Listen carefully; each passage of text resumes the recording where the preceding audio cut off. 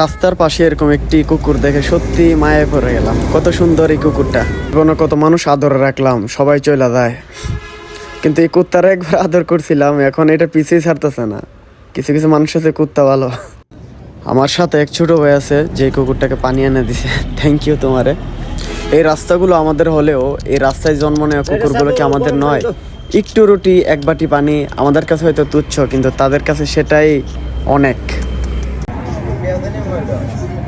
আমি বিশ্বাস করি রুটি দিলে গোনা হয় না, আর পানি দিলে কেউ ছোটো হয় না, বরং এই ছোটো কাজগুলোই আমাদের মানুষ হিসেবে গড়ে তোলে। আজ যদি আমরা একটু দয়া দেখাই, হয়তো কাল পৃথিবী আমাদের প্রতিও দয়ালু হবে। আসুন একটু খাবার দিই, একটু পানি দিই।